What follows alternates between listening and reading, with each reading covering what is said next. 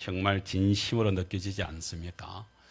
오늘 저 화면에 보세요. 오늘 설교 제목을 뭐라고 잡았습니까? 인생의 끝자락에서. 이거는 바울의 인생이기도 합니다. 근데 저는 우리 하계 지역에 우리 젊은이들도 있지만 그래도 우리 성도님들 모두가 다 생각을 하면서 우리 인생의 끝자락에 왔을 때 우리는 무엇을 돌이켜 볼 수 있을까? 무엇을 남길 수 있을까?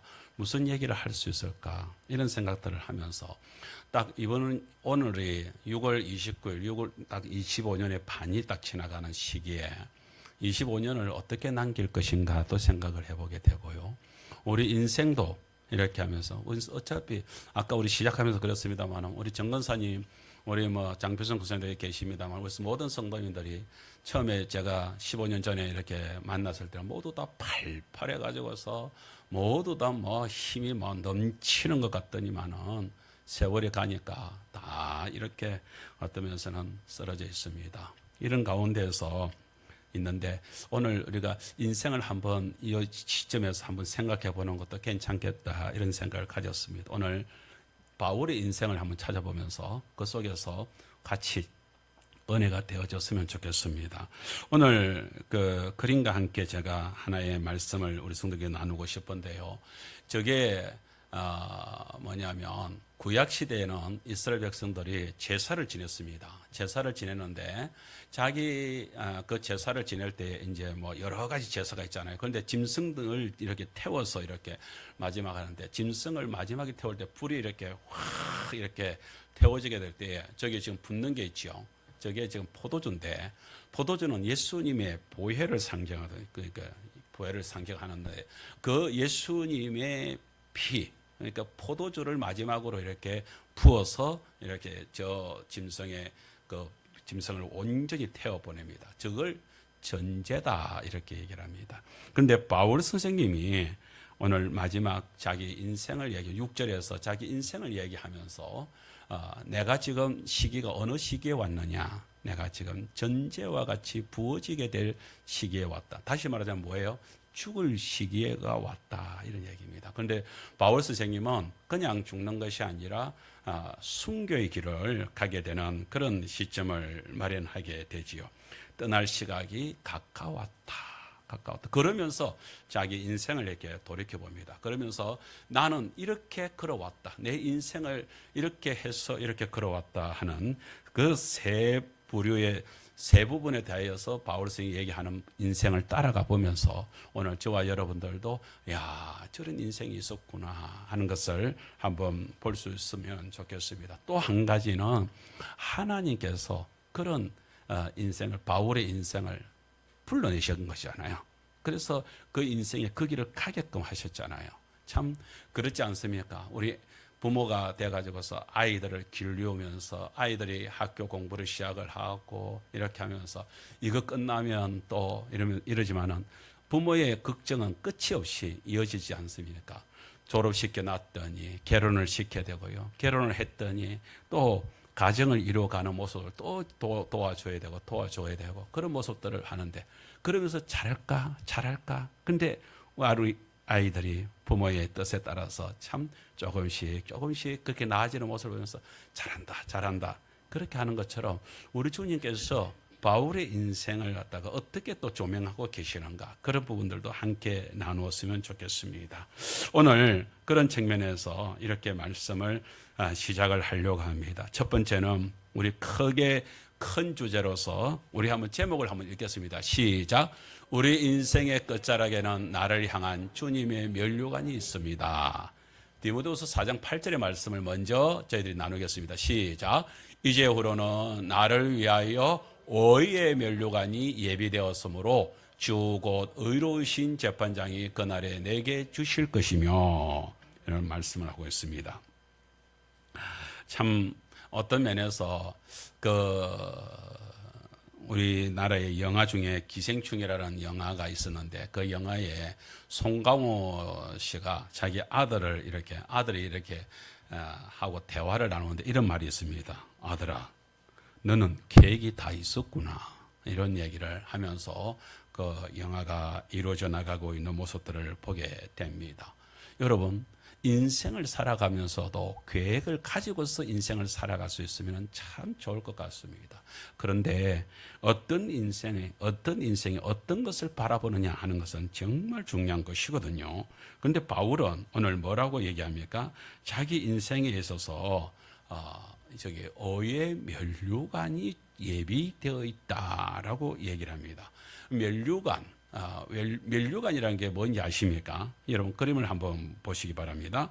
저 면류관은 사실은 그 면류관은 옛날 로마 시대 때에 그 올림픽 경기를 하거나 이랬을 때 승리자 또는 나라에 큰 전공을 세운 장군한테 이렇게 장군이 왔을 때에 그 씌워주는 월계수로 만든 관입니다. 그래서 저것 자체로는 별 의미가 없지요. 그냥 뭐 월계수로 해가지고서 뭐 간을 하는 것인데, 그러나 문제는 뭡니까? 저것을 누가 어떻게 씌워주느냐 하는 것이 가장 중요한 것, 의미가 큰 것이죠. 그죠? 그런 의미를 우리가 생각을 해볼 수가 있습니다. 한번 정말로 그렇지 않습니까?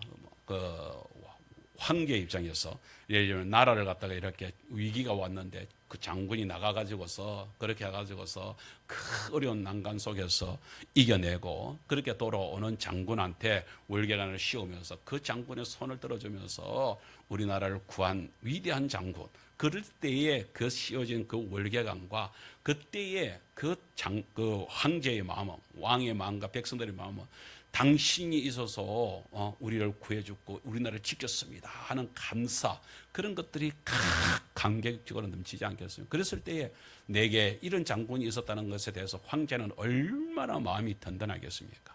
여러분, 주님의 마음을 한번 생각을 한번 해보시지요. 주님께서 바울을 생각하면서 이 지금 월계관을 준비를 탁 하고 있다. 뭐 하는 마음으로?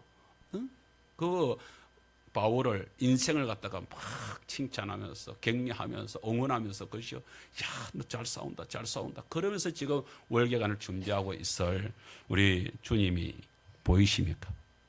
여러분, 우리가 성도님 여러분, 저와 여러분들이 천국으로 입성에 들어가실 때에 그 문 앞에서 주님께서 우리에게 저 월계관을 탁 준비를, 면류관을 준비하고 있다가 순자야 수고했다, 필수나 수고해, 우리 성도 이름을 불러가면서 그 월계관을 씌우면서 그 월계관을 다 쓴 우리 성도들이 주님의 그 재판장 앞에서 다 들었을 때 여러분 상상을 하면, 상상해도 기분 좋지요? 할렐루야. 예, 그렇습니다. 월계관과 비슷한 일들이 또 하나가 있지요.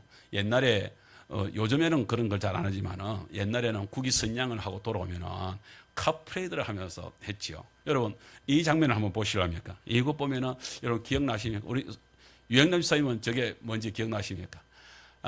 저 주인공이 조훈현 그 국수가 되시는 분인데요. 저때 1989년 저때만 하더라도 중국, 일본이 바둑의 그 제왕의 역할을 했습니다. 우리나라는 그때까지만 하더라도 바둑계에서 크게 이름을 떨치는 사람이 없었을 때였습니다. 근데 조은현 국수가 일본에서 유학을 마치고 막 돌아왔을 때에 세계대 응시배라고 하는 세계 대회가 열렸는데, 그래서 모두 다 한국이 거기에서 뭐 바둑에서 이름을 떨칠 것이라는 생각지도 못했습니다. 그래서 당연히 일본 아니면 중국이 이기겠지라고 했는데 극적으로 조국수가 거기에서 우승을 차지를 합니다. 나라에서 얼마나 큰 잔치가 되어졌습니까?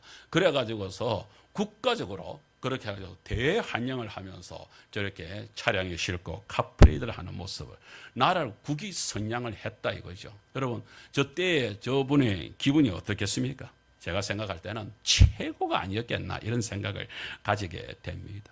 여러분, 이 나라에서도, 이 땅에서도 조금 그 국위를 선양했다, 이름을 떨쳤다, 그래서 참 우리를 갖다 자존심을 살려줬다, 이것 때문에 저렇게 금메달, 저렇게 1등을 하고서 박수를 받으면서 환영을 하면은 저것도 기분이 엄청나게 좋은데, 그죠?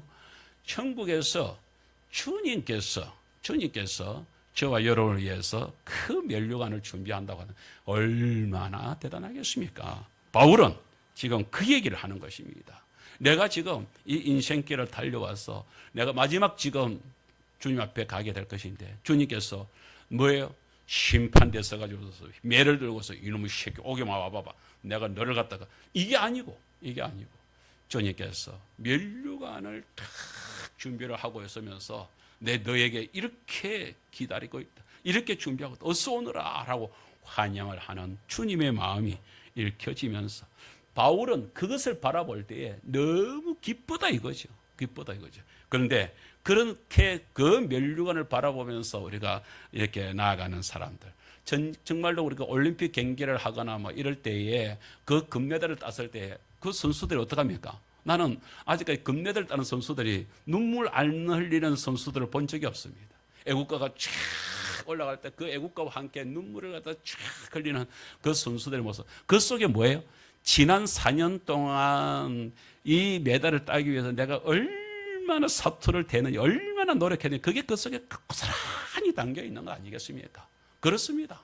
저는 면류관을 받을 때에 우리 성도들 모두가 다가 정말로 내가 하나님을 위해서 내가 정말로 내가 최선을 다해서 달려왔는데 내가 드디어 내가 이렇게 하나님의 인정을 받는 면류관을 받게 되었구나, 상급을 받게 되었구나. 그 속에서 눈물이 감격적으로 흐르는 우리 성도들이 되지 않겠나 이런 생각을 가지게 됩니다. 그러면 바울은 그런 걸 생각하면서 내 인생을 나는 어떻게 정말로 예수님을 배반하고, 예수님 배반이 아니라 예수님을 몰랐을 때에 교회를 갖다가 초토화시키려고 하고 교회를 때려 부쉈던 주인공이 다메섹 그 도상에서 예수님을 탁 만나고 나서 완전히 변화되어 가지고서 주님 앞에 변화된 삶을 어떻게 살았느냐, 그것을 한번 찾아보면 그것을 오늘 7절에서 바울 선생님은 세 가지로 저를 얘기합니다. 그 첫 번째가 뭐라고 얘기합니까? 제목을 한번 보시기 바랍니다. 치열한 삶의 전투에 대한 주님의 면류관이 예비되어 있다는 것을 바울은 기억을 하고 있습니다. 그것을 확신을 하고 있습니다. 뭡니까? 나는 선한 싸움을 싸웠다. 이렇게 말씀을 하고 있습니다. 여러분, 우리 한글 성경에 나는 선한 싸움을 싸웠다 저렇게 말을 하고 있으니까 우리가 볼 때는 꼭 선한 싸움, 착한 싸움을 싸웠다는 얘기인가? 착하게 살았다는 얘기인가? 뭐 이 정도로 생각이 되잖아요. 그러나 저기에서 말하는 선한 싸움을 싸웠다라고 얘기를 할 때에 아고니조마이라고 하는 원어를 살펴보게 되면은 저것은 그야말로 저 싸워서 승리를 하기 위해서 어떻게 했다고요? 나이가 분투적으로 최선을 다해서 피 흘리기까지 끝까지 싸워냈다.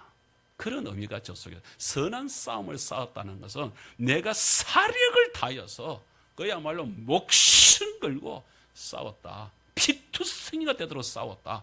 애를 썼다. 이런 표현이 저 속에 그대로 담겨 있는 것입니다. 바울은요, 저 선한 싸움을 싸울 때 그렇게 싸웠다. 그냥 허투르게 그냥 뭐 쉽게 이렇게 그냥 막 넘어가려고 하지 않았다. 그렇게 살아오지 않았다. 자기는 그 복음을 전가하기 위하여서 정말로 사력을 다한 싸움을 했다는 것을 말씀을 나누고 있는 것입니다. 그러면은 바울이 자기 자신을 통하여서 스스로가 고백을 하고 있는 부분이 있는데 고린도후서 11장 23절 말씀 이하로 우리들한테 보여주고 있는 것이었습니다. 제가 뭐 쭉 그 내용들이 많은데 그 내용들을 다 기록을 할 수가 없어서 제가 23절 한 절만 한번 보겠습니다. 같이 한번 읽겠습니다. 시작. 그들이 그리스도의 일꾼이냐 정신없는 말을 하거니와 나는 더욱 그러하도다. 내가 수고를 넘치도록 하고 옥에 갇히기도 더 많이 하고 매도 수없이 맞고 여러 번 죽을 뻔하였으니 그렇게 시작을 하고 있습니다. 바울 사도가 솔직히 그는 어떤 면에서는 출세길로 따지자면 누구보다도 출세할 수 있는 여건이 마련되어 있던 사람인데 모든 것이 준비되어 있던 사람인데 그래서 세상에서 떵떵거리면서 살 수 있었는데 예수님을 만나고 나서 예수님을 믿는 신앙생활을 하고 나서 그 모든 것을 똥으로 배설물로 여기면서 나는 그 모든 것을 버렸다. 세상의 것을 버렸다. 그리고 주님 오늘 양동근 씨 그것을 예수의 보혈, 예수의 보혈. 나는 예수님밖에 없어요. 오로지 바울은 그런 삶을 살았다라고 얘기를 하고 있습니다. 우리 성도님들 뭐 인생 이야기를 나누자면은 오늘 우리 장필순 권사님 여기 책에 하나님이 이끄시는 삶이라는 책을 이렇게 펴냈지만 여기에서 우리 짧은 우리 장 권사님의 그 인생의 여러 인생들 중에서 잠깐의 모습들이 기록이 되어져 있지만 이 정도가 아니고요. 정말로 우리가 인생들을 돌이켜볼 때 우리 모든 성도님들이 인생을 살펴게 될 때 얼마나 힘듭니까? 우리 이문기 집사님 부모님한테 효를 다하기 위하여서 금요일날 이사 예배 우리 그렇게 해가지고서 온전히 섬겼죠. 그렇게 피곤한 몸을 이끌고 또 하동까지 내려와가지고서 부모님한테 인사하고 토요일날 서울까지 올라가가지고서 그 결혼식에 참여를 어제 거의 밤늦게 전화할 때가 그때 몇 시였습니까? 그때 전화가 와가지고서 목사님 이제 와가지고 그 서울에서 그렇게 일 마치고 지금 이제 구례라고 하면서 이제 내려오고 있다고 하면서 그래 전화를 하시는 거예요. 그래 왔으면은 오늘 왜 민지 할아버지 안 오셨나요? 민지 할아버지 와가지고 아가 수고했다라고 딱 한마디만 해주면 될 것인데 그 뭐 작은 아버지 어떤 근황을 묻는데 내가 그것까지도 못 받아봤습니다. 뭐 그런 얘기를 했는지 어쩐지 속상해 가지고서 또 아버지는 아버지대로 와 거기까지 가가지고서 또 물어보지 않았냐 이러면서 또 얘기를 해가지고서 우리 집사님이 얼마나 속이 상했으면 저한테 전화를 해가지고서 목사님 내가 스트레스를 받아 미치겠어요. 인생이 정말로 우리 성도님들 인생이 정말 쉽지가 않지요. 내 인생의 이야기를 하려고 하면 끝이 없어. 정말로 모두가 다 그렇습니다. 그런데 우리 인생을 살아가는 그 끝없는 말 속에 한 가지 우리 성도님들이 꼭 가지고 있으면 좋겠습니다. 그게 내가 믿음의 생활을 할 때 믿음으로 살 때 난 이렇게 살았습니다. 오늘 바울처럼 이런 고백이 터져 나올 수 있으면 그래서 주님 앞에 가가지고서 나 밥 내고 왔시오, 나 매실 따고 왔시오, 대본갑 따고 왔어요. 이것보다는 그것이 귀중하지 않다는 것이 아니라 그 위에 주님을 위하여서 내 이렇게 몸부림치면서 정말로 이렇게 살았습니다. 바울은 어떻게 살았다고요? 그 주님을 따르는 삶을 다른 사람들이 막 나도 그리스도의 일꾼이다 라고 얘기를 할 때 이거는 지금 이단자들이 막 자기가 믿는 나의 하나님 이렇게 얘기하니까 무슨 소리냐 그 이단들이 말하는 그게 맞냐? 아니다 이게 아니다. 내가 그리스도를 위해서 산 인생을 내가 한번 자랑을 하고 싶지 않은데 저들이 하도 저래 사니까 내가 주님을 위해서 어떻게 살았는지를 이야기를 하마 이렇게 시작이 된 것입니다. 그런데 나는 내가 수고를 넘치도록 하고 옥에 갇히기도 더 많이 하고 매도 수없이 맞고 여러 번 죽을 뻔했다. 그 이야기를 시작을 하는 것입니다. 여러분 그러면 얼마만큼 그렇게 바울이 예수 복음을 전하면서 그렇게 여러분 우리가 알지 않습니까? 바울과 실라 그 빌립보 감옥에 갇힐 때에 매를 맞아가 기절을 해가지고서 그렇게 떨어졌던 그런 적도 있었던 것을 우리가 알지 않습니까? 이렇게 말합니다. 그 뒤에 이제 절절히로 얘기를 하는데 거기에 보게 되면 나는 유대인들에게 40에 하나를 감한 매를 5번이나 맞았다. 여러분 전에 제가 군대 얘기했잖아요. 여러분 저는 한 20대 맞으면서 죽는 줄 알았습니다. 그런데 이 양반은 40에 하나 39대를 맞았다. 완전히 사람을 죽도록 했다는 거 아니에요. 그렇게 두드려 패는데 그것을 몇 번이나 아니고 그것도 한 번도 아니고 5번이나 그런 일을 당했다. 뭐 하다가요? 복음 전한다고요. 예수 전한다고요. 이런 엉뚱한 일을 당하게 돼요. 25절에는 3번은 태장으로 받아. 여러분 태장이 뭔지 아십니까? 그냥 매 정도가 아니고 태장 우리 가끔 가다 보면은 우리나라 뭡니까 사극에 이렇게 보게 되면 딱 엎드리게 해놓고 큰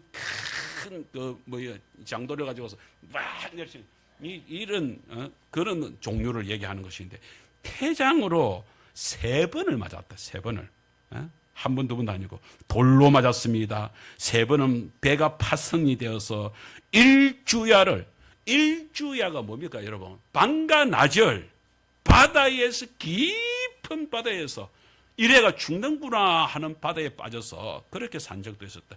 여행하면서 강의 위험, 강도의 위험, 동족의 위험, 이방인의 위험, 시내의 위험, 광야의 위험, 바다의 위험, 거짓 형제 중의 위험.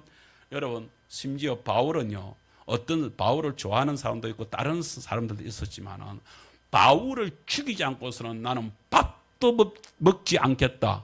우리식으로 하자면은 그렇게 하면서 바울을 죽이기로 작정한 사람이 40명이 결단을 해가지고서 밥도 안 먹으면서 바울을 따라다니면서 괴롭히고 죽이려고 덤볐던 그런 사람들도 있었습니다. 그런 가운데서 그래서 뭐라고 합니까?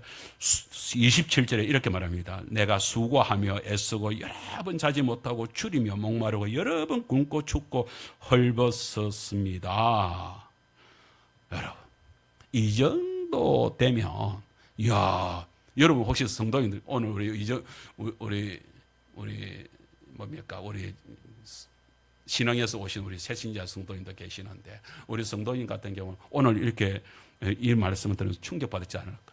어머야, 예수쟁이 되면은 저렇게 고생하면서 내가 어찌 살고 내가 잘못 들어온 거 아닌가? 혹시 또 오해하실까 싶은데 그게 아니라 여러분 복음의 삶을 살아가면서요. 어떤 면에서는 우리 그렇잖아요.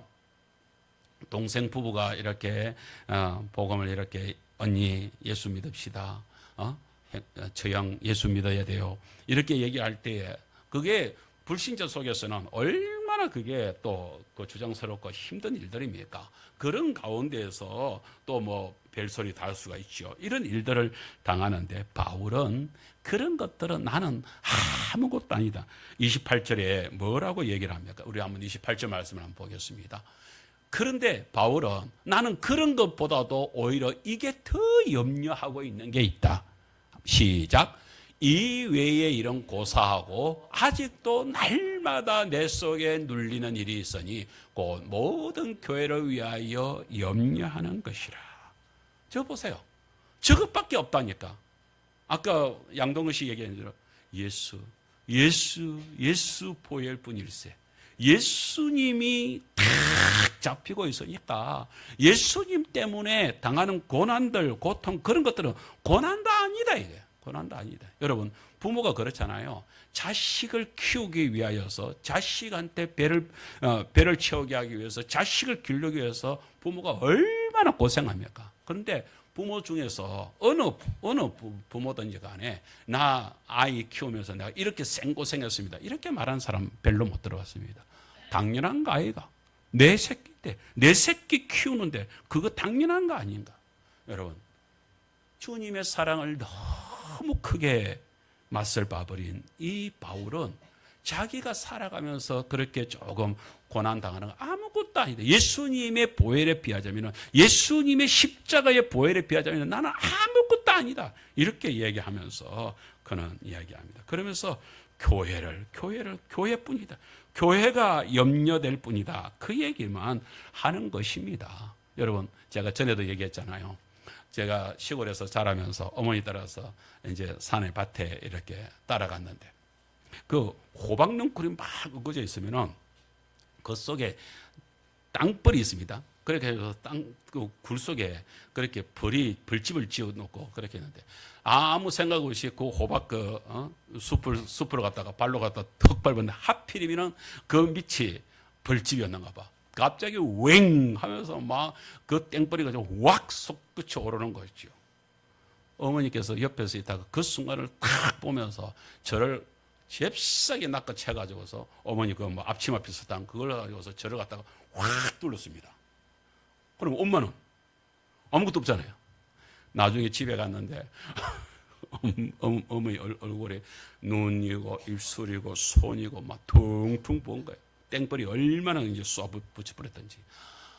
그런데 집에 와가지고 그때까지 그렇게 해가지고 저를 안고 집에 와가지고서 저 옷을 벗기고 제 몸을 살피는데 여념이 없지.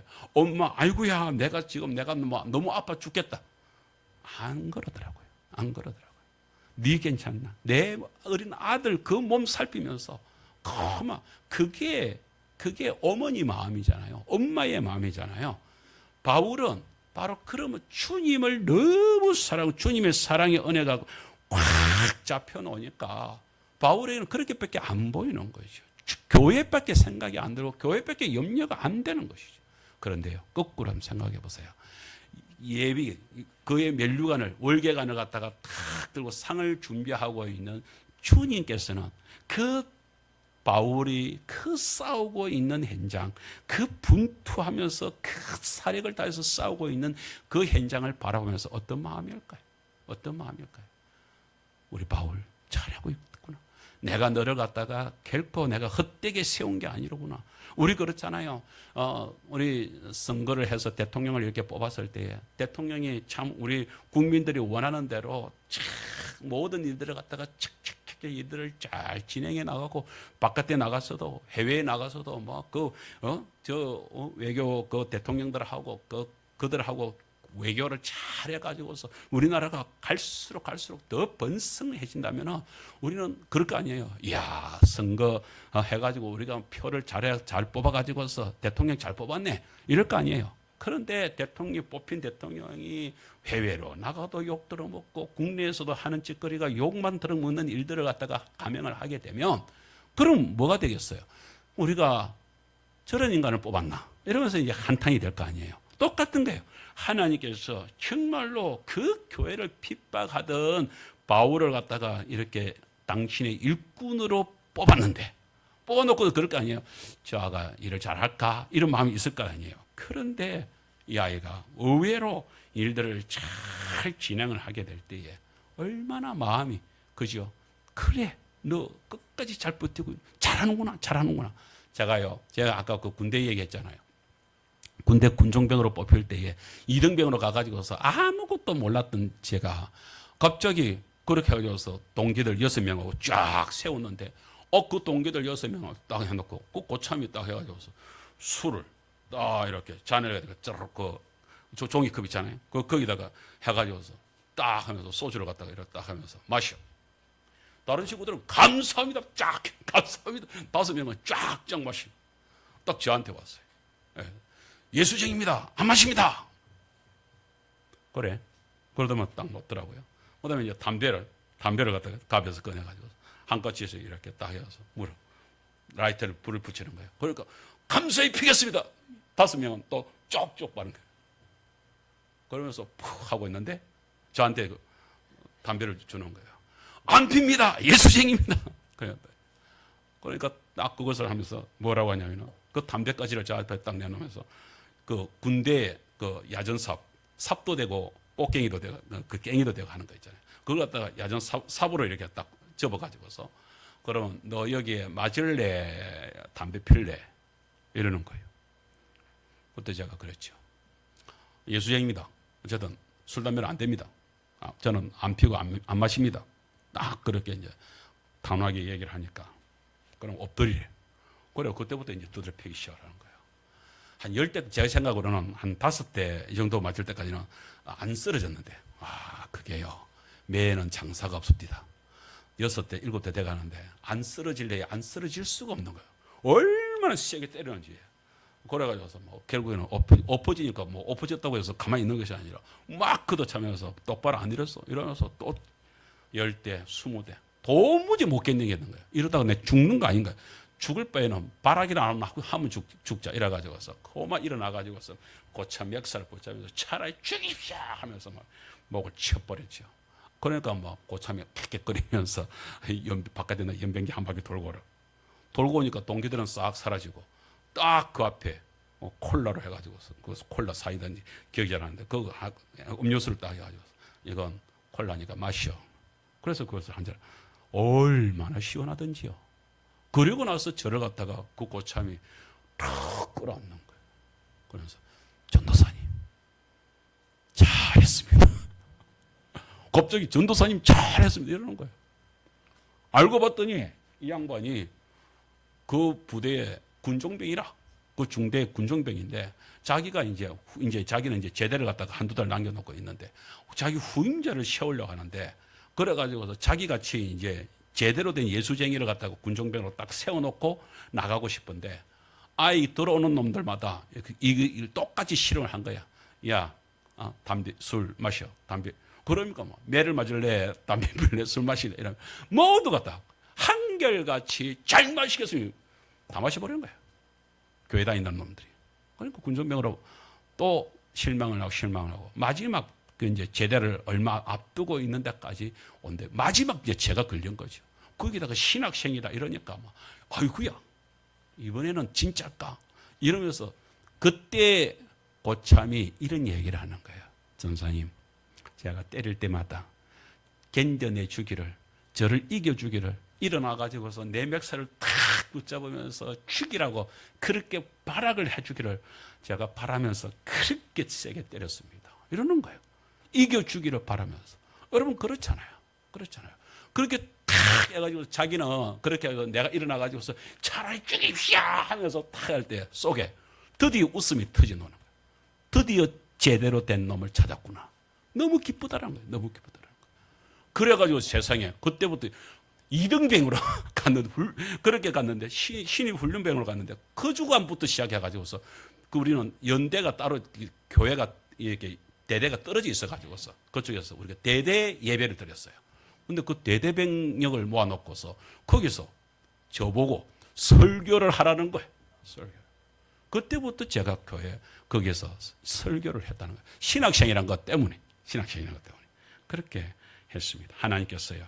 참 그때 이런 생각을 하게 되면 그 군종병 그 고참의 마음은 그런 거 아니에요. 이겨다오.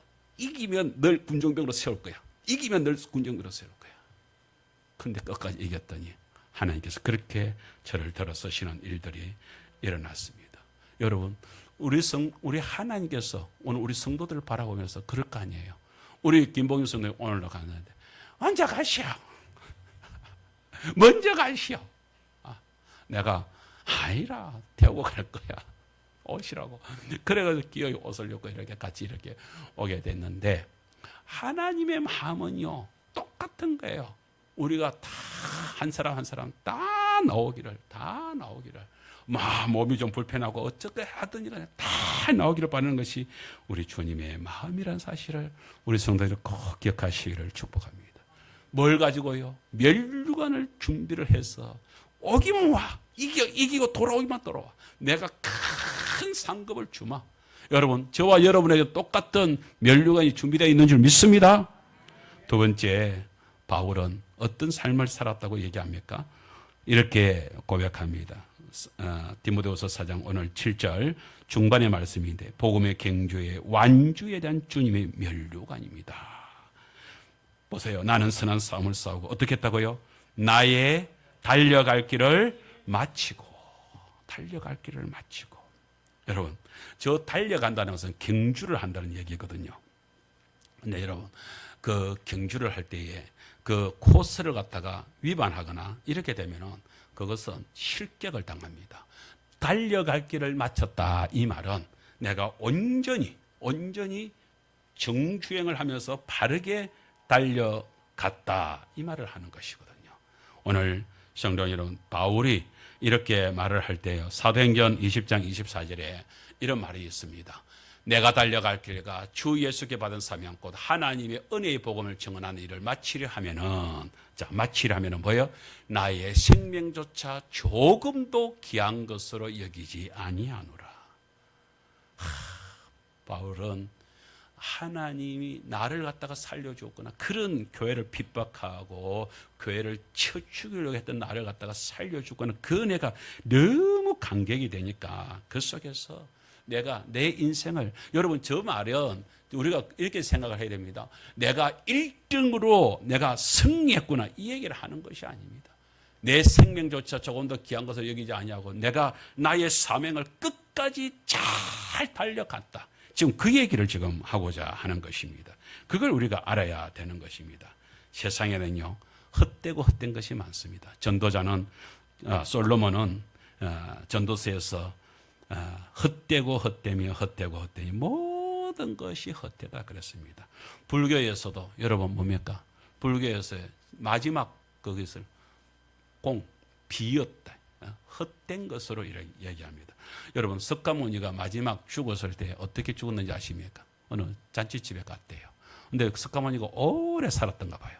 그렇게 오래 살면서 참 많은 일들을 했는데 석가모니가 마지막 잔치집에서 거기서 아마 인도 그 더운 지방에서 그 음식을 잘못 먹었는가 봐. 고기를 갖다가 몇 점 먹었는데 그 고기가 어떻게 탈이 나가지고서 식중독에 걸렸대. 식중독에 걸려 죽음을 맞이했다고 그럽니다. 여러분, 이거는 역사적인 사건입니다. 뭐 불교 다니는 분들이 여기 대해서 뭐 오해할 수도 있는데 절대로 오해할 일은 아니라고 생각을 합니다.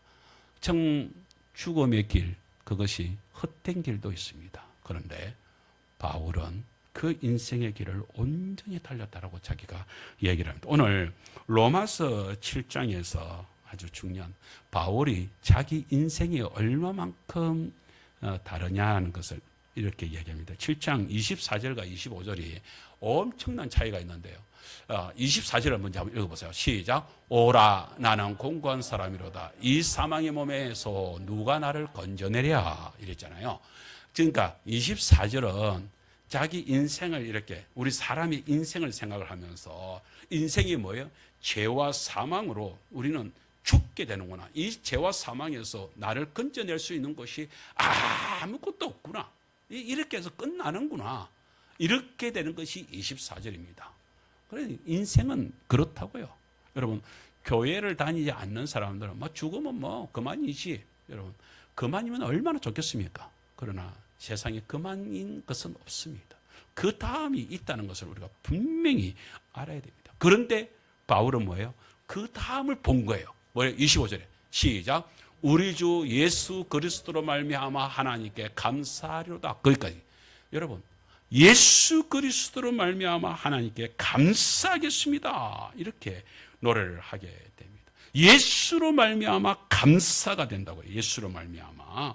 그 감사를 터뜨리고 있는 모습을 보게 됩니다. 왜 예수님으로 말미암아요? 예수님이 우리에게 오셔서 구원을 시켜주셨거든. 그래서 주 예수 그리스도로 말미암아 하나님께 감사를 하겠습니다.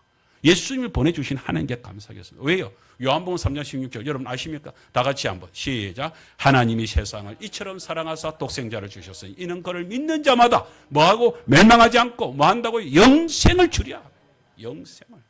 영생을 주기 위해서 주님께서 우리에게 오셨다고요.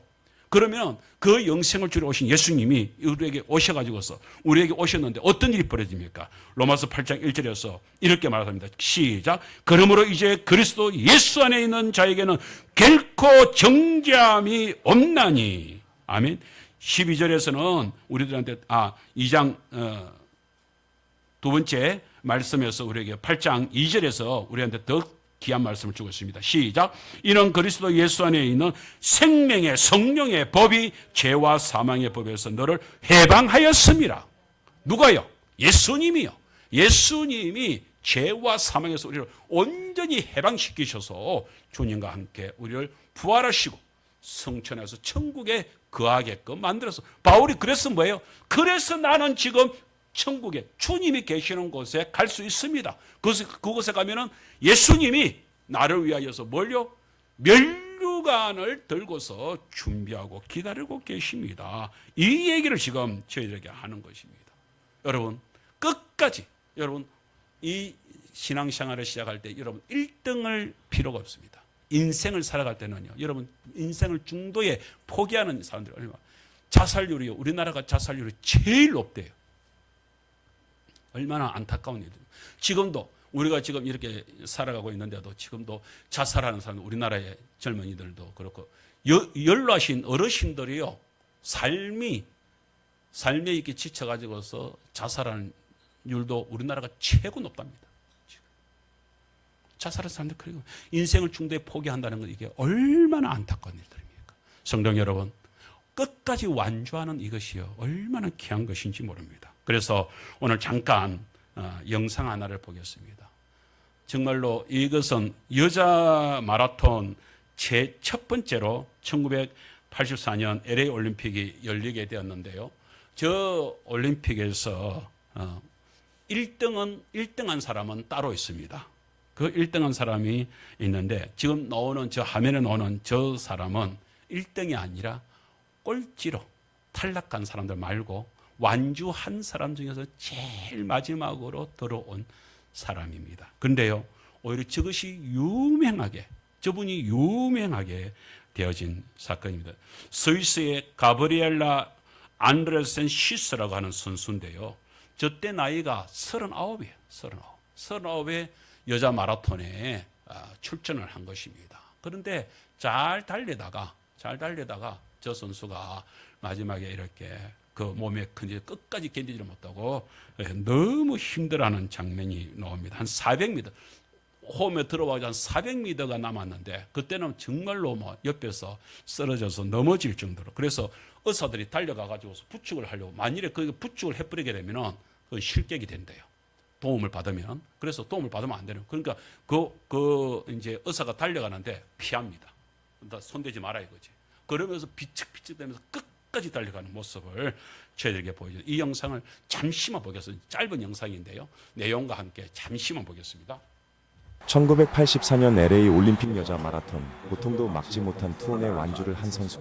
올림픽 챔피언인 조앤 베노이트보다 20분 이상 늦었지만 큰 감동을 선사한 선수. 바로 스위스의 가브리엘라 안데르센시스 선수인데요. 당시 39살의 베테랑이었던 그녀는 폭염과 높은 습도의 30km 지점을 넘어가면서 한계 상황에 도달합니다. 탈수와 근육 경련으로 제대로 걷지도 못하고 비틀거리며 힘겹게 한 걸음 한 걸음을 내디딘 그녀는 마지막 400m를 남기고 그야말로 처절한 사투를 벌였습니다.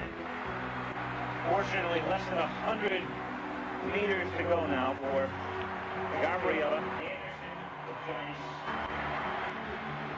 8만 관중의 뜨거운 박수와 응원을 받으며 그녀는 마침내 결승선을 통과합니다. 흔들리지 않는 결단과 자부심으로 심각한 근육 경련에도 포기하지 않고 그녀는 올림픽의 꿈을 이루어냅니다.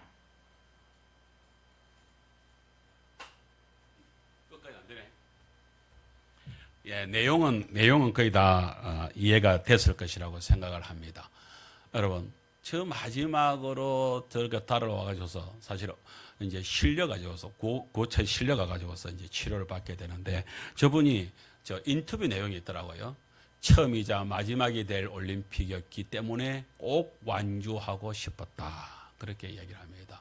올림픽이 아니라 다른 대회였으면 중도에 포기해서 뭐예요? 그 올림픽의 경기, 그게 중요도가 그렇게 중요한 곳에서, 그래서 저기서 한 가지 더 그 내용을 보니까 저 선수가 뭐라고 얘기하냐면, 거기다가 여자들이, 그동안에 여자들이 왜 여자 마라톤이 그동안에 없었다가 저 뒤에 남자 마라톤은 처음부터 있었는데, 여자는 저렇게 하면은 저 달리기를 오래 하게 되면은 뭐 자궁이 떨어지니 뭐 이러면서 별 희한한 루머가 돌아가지고서 여자 마라톤이 안 된다라고 그렇게 했던 것을 저 때에 이제 처음으로 이제 실험적으로 이제 세워놓은 거예요. 그래서 여자 마라톤도 끝까지 할 수 있다는 것을 보여주기 위해서 자기는 포기하고 싶지 않았다, 그 얘기를 하는 것입니다. 제가 저 영상을 이렇게 보고 저 내용들을, 자료를 갖다 이렇게 쭉 찾으면서 저는 한편으로 그런 생각이 드는 거예요. 야, 바로 저것이다. 저것이 우리 신앙의 모습이어야 된다. 우리 인생도 저렇게 살아야 된다. 여러분, 인생도 우리가 중간에서 뭐 병들었다고 포기하겠습니까? 아니면은 뭐 조금 환경이 안 좋다고 포기하겠습니까? 절대로 그렇게 살아서는 안 되잖아요. 그렇게 살 수도 없고, 그렇잖아요. 마지막 신앙의 경주도 마찬가지예요. 끝까지 달려가는 우리가 돼야지, 중간에 완주를 하지 못하면요, 그거는 뭐 아니감만 못한 일이 되지 않습니까? 여러분, 그렇게 끝까지 달려갔을 때에 주님께서는 뭐예요? 디모데후서 4장 8절 하반절에 보게 되면, 주 곧 어려우신 재판장이 그날에 내게 주실 것이며 내게만 아니라 주의 나타나심을 삼하는 모든 자에게, 완주한 모든 사람에게 뭐예요? 주님은 면류관을 준비하고 계시는 줄 믿습니다. 이제 마지막 한 부분을 이렇게 말합니다. 끝까지 믿음을 지킨 것에 대한 면류관을 예비하고 있다는 것을 바울은 확신을 하고 있습니다. 디모데후서 4장 7절 다 같이 시작. 나는 선한 싸움을 싸우고 나의 달려갈 갈 길을 마치고 믿음을 지켰으니. 믿음을 지켰다. 이 믿음을 지켰다는 얘기는 인생을 돌이켜보면서 그렇잖아요. 주님께서 내게 맡기신 이 사명을 내가 잘 감당을 했구나 하는 것입니다. 에베소서 3장에 보게 되면은 에베소서가 있습니까? 있네. 보면은 제가 좀 빠른 속도로 읽겠습니다. 모든 성도 중에 지극히 작은 자보다 더 작은 나에게 이 은혜를 주신 것은 청량할 수 없는 그리스도의 풍성함을 이방인에게 전하게 하시고 영원부터 만물을 창조하신 하나님 속에 감춰졌던 비밀의 경륜이 어떤 것을 드러나게 하려 하심이라. 바울은 자기 자신이 하나님께서 주님께서 왜 나를 불렀냐? 이방인을 전도하라고 불렀다. 이방인 전도하라고 불렀다. 참 한편으로 저는 우리 하계제일교회 이렇게 부름을 받은 것에 대해서 너무나 감사하게 생각을 합니다. 그리고 우리 성도인들을 만나게 된 것이 너무나 감사하다고 생각합니다. 우리 성도인은 어떻습니까? 이번에 우리 서울에서 우리 아이들이 서울 아이들이 목사님 그 벽화 그림을 주제를 뭐로 할까요? 여러분 주제를 뭐로 할까요? 우리 딸내미가 우리 딸이 그래서 그림 주제를 뭐로 해서 새로 그려 달라고 할까? 그랬더니 우리 딸이 어쨌든 그래 아빠 그 꿈을 그 벽화에다 좀 실어달라고 그려달라고 얘기를 하세요. 이러는 거예요. 꿈이 뭔지 아십니까?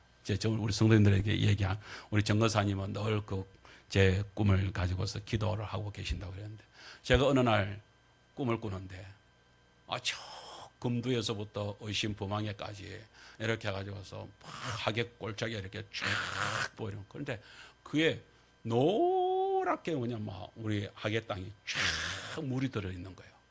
그래서 저는 처음에 개나리가 피었나 이렇게 생각했는데 그게 이게 막 꿈틀꿈틀 움직이기 시작을 하는 거예요. 제가 그 한상 속에서 막 움직이더니 제가 이제 우리 하계실 그때는 내 환상 속에서 우리 하계실 이 작은 교회가 아니고 내가 큰 거에서 막 밑에 이제 주차장도 막 있는 데서 그 큰 데서 이제 서 있는데 갑자기 거기에 있는 그 노란 사람들이 그게 다 사람들로 변화돼 가지고서 바뀌어 가지고서 그게 우리 여기 교회로 막 밀려오면서 목사님 하는 환상이 제가 그것은 내가 꿈이 너무 좋아가지고서 너무 기뻐가지고 주님께서 나를 이렇게 부르셨구나. 이 하계 땅에 있는 이 사람들을 복음의 노란물로 다 들여서 그래서 그들이 다 주께로 돌아와 교회에 와서 일주일 동안에 그 가정에서 살았던 사람들이 일요일날 교회에 와가지고서 모두 다 잔치를 벌이게 되는 이런 날을 허락해 주시는구나. 그래서 주님 이 꿈이 이루어질 수 있도록 금두에서도 들어오게 하시고 의심부망에서도 들어오게 하시고 그 열매가 우리 신앙에서 이번에 우리 성도님이 이렇게 찾아오 주신 것이 아닌가 이런 생각을 가지게 됩니다. 할렐루야. 그런 역사를 저희가 보게 됩니다. 그런데요 바울은 이런 얘기도 합니다. 자기가 그렇게 경주를 마치고 끝까지 믿음을 지키려고 할 때에 자기 주변에 이런 사람도 있었다는 거예요. 디모데후서 4장 10절인데요. 대만은 바울 스님과 같이 사역을 했던 사람 중에 한 사람입니다. 대만은 이 세상을 사랑하여 나를 버리고 데살로니가로 갔고 그레스에게는 갈라디아로 디도는 달마디아로 갔다. 다시 말하자면 바울 선생님과 함께 사역을 했던 사람들 중에서 도무지 견디지 못하고 떠나갔던 사람들이 있었다 하는 이야기를 하는 거예요. 그런데요 어떤 사람도 있었냐? 그런 사람 중에서는요 부부가 있었는데요. 이 부부가 얼마나 귀한 부부였는지 바울이 직접 고백하면서 이렇게 고백을 해줍니다. 로마서 16장 3절 4절인데요. 너희는 그리스도 예수 안에서 나의 동역자들인 브리스가와 아굴라에게 문안. 이 두 사람은 부부입니다. 브리스가와가 아내고 아굴라가 남편입니다. 그런데 아마 부인이 훨씬 더 이렇게 믿음이 좋았던가 봐. 앞에 나선 거 보니까. 그래서 부인과 남편이 부부가 이렇게 있었는데 그들은 어떤 사람 4절에 보세요. 그들은 내 목숨을 위하여 자기들의 목까지도 내어놓았나니 나뿐 아니라 이방인의 모든 교회도 그들에게 감사하느니라. 교회를 위하여서 바울 선생님의 그 사역을 위해서 얼마나 열심적으로 도왔던지 목을 내놓을 정도였다. 목을 내놓을 정도였다. 나는 우리 하계지역의 성도인들에게 바라보면서 예전에 우리 교회 성도인 그러더라고요. 목사님 걱정 마세요. 저는 막 안 떠나갑니다. 난 그만 마음속에 든든함이 생기는 거예요. 심지어 교회가 좀 어려워졌을 때에 우리 성도님들이 목사님 우리가 나설까요? 이럴 때는 막 힘이 저절로 나더라고요. 그런데 그게 이 개인 밥값 생일을 위하여서 만일에 그렇게 힘을 쓴다고 하면 그건 바라지 않습니다. 그러나 복음으로 함께 노력할 때 목사님 나도 힘을 쓰겠습니다. 같이 힘을 쓰겠습니다. 힘을 내겠습니다. 이럴 때에 그 속에서 같이 힘이 나는 것 아니겠습니까? 바울은 자기 자신을 얘기할 때 나는 작은 자 중에 가장 작은 자다. 작은 자. 나중에 바울은 뭐라고 얘기해요? 나는 죄인 중에 개수다라고 할 정도 자기 자신을 갖다 크게 낮춥니다. 이런 나를 위하여서 함께 동력자가 있다는 사실이 얼마나 감사합니까? 오늘 우리 성도님들이 이렇게 할 때 부족한 이박 목사와 함께 교회를 갖다가 이루어 나간다고 했을 때 아이고 나는 모르겠습니다. 목사님 마음대로 하시오. 이러면서 다 떠나간다. 이거 얼마나 마음이 그러겠어요. 그런데 같이 마음을 모으고 우리 한번 해봅시다 하면서 마음을 모으고 뜻을 모을 때 그 속에서 큰 열매가 나타날 줄 믿습니다. 주님께서는 그렇게 역사하시는 것 같습니다. 제가 한 번 이야기를 하면서 마치려고 합니다. 여기에 저희 같이 공부하고 있는 목사님의 여자 목사님이십니다. 오빠가 있습니다. 세 분의 오빠가 있다고 하는데 세 분 다 믿음이 아주 좋으신데 그 중에서 둘째 오빠는 서울에서 규모가 한 1천여 명이 넘는 큰 교회에 거기에 안수 집사로 이렇게 사역을 하고 있던 분이었습니다. 그런데 이분이 전도를 얼마나 열심히 하느냐. 1년에 최소 150명 정도를 교회에 등록을 시켜나가는 이런 아주 전도왕으로 이렇게 열심적으로 복음을 전하는 이런 분이라고 그럽니다.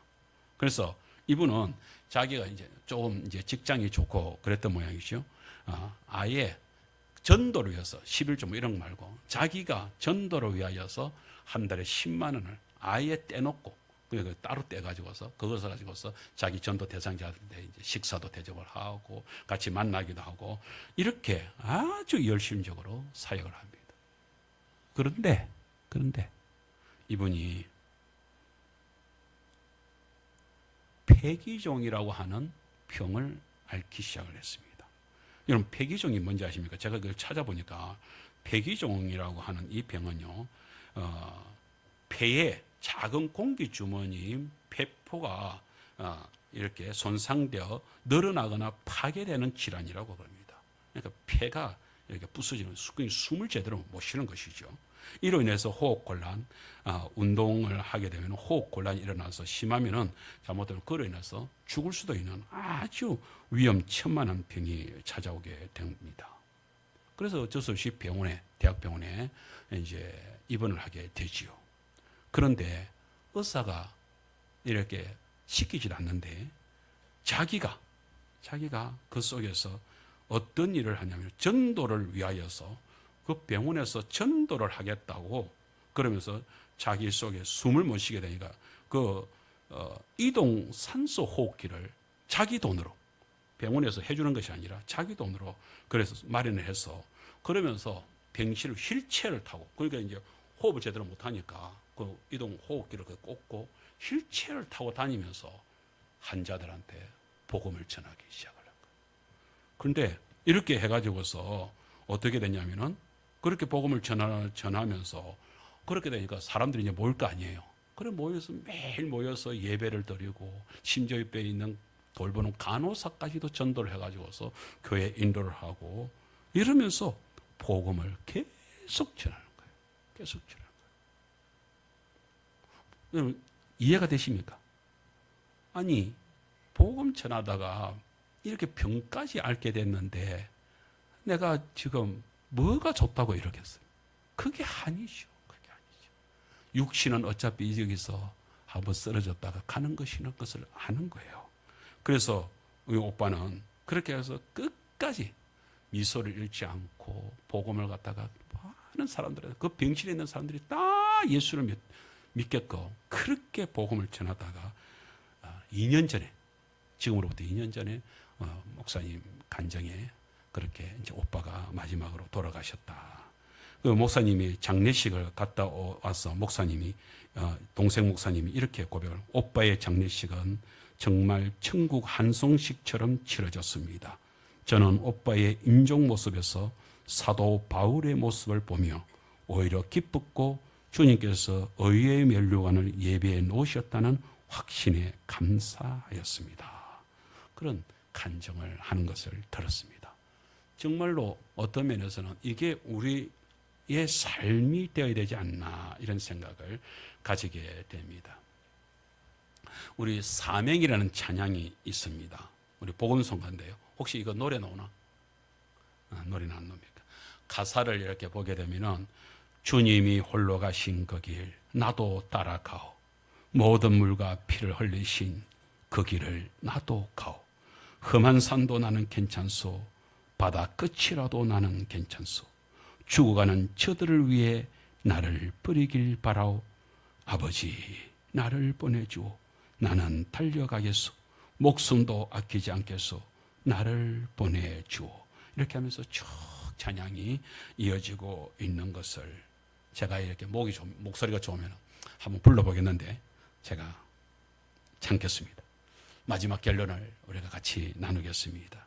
여러분, 내 인생 끝자락에서 기다리는 주님의 면류관을 사모하며 우리도 달려갔으면 좋겠습니다.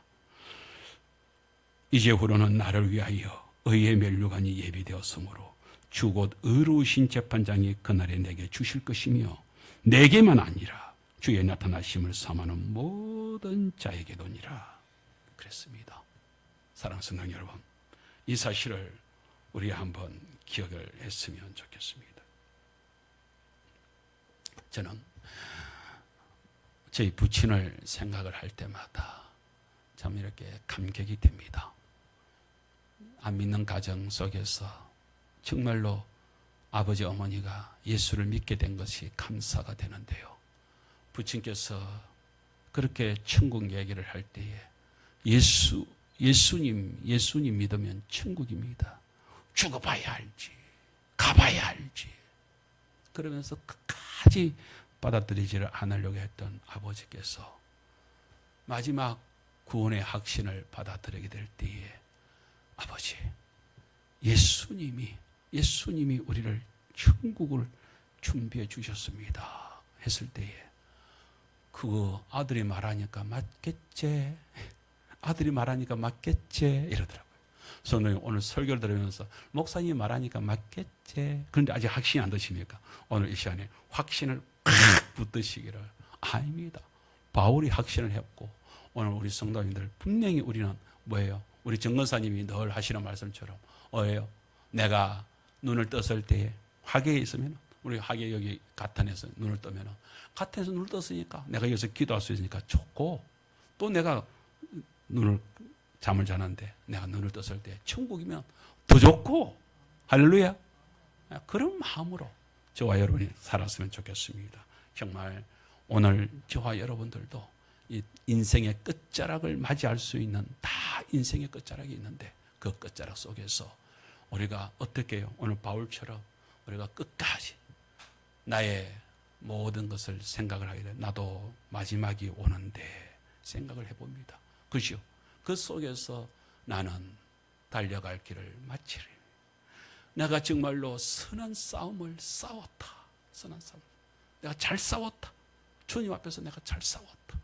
달려갈 길을 나는 억길로 빠지지 않고, 오늘 우리 김봉률 선생님이 아랫교회도 지금 전도하면서 막 교회 오라고 막 이렇게 선물도 주고 막 그러더라고. 그 얘기를 하는 거예요.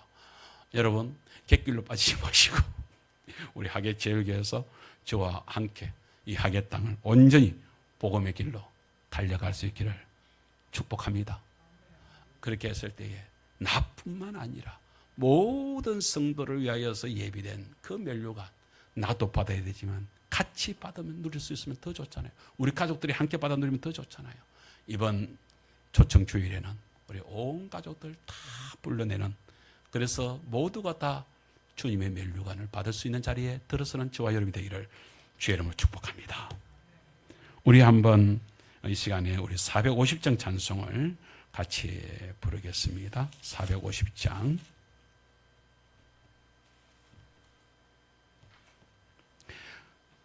여러분, 이 가사를 먼저 한번 생각을 하면서 우리가 노래를 찬송을 했으면 좋겠습니다. 450장에 보면은 내 평생 소원 이것뿐. 뭐예요? 주의 일 하다가 이 세상 이별하는 날 주 앞에 가리라. 여러분, 그렇지 않습니까? 우리가 결국엔 주 앞에 갈 것입니다. 주 앞에 설 때에 어떤 모습으로 서시렵니까? 오늘 바울처럼 하나 주님, 나 주님 앞에서 선한 싸움을 싸우다 왔어요.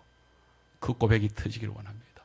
나 그런데요, 객길로 빠지지 않고요, 나 완주했어요. 온전하게 정코스로 나 완주했어요. 그리고 주님께서 허락한 그 사명 감당하기 위해서 믿음을 지켰습니다. 그 고백을 할 수 있는 성도 되시기를 축복합니다.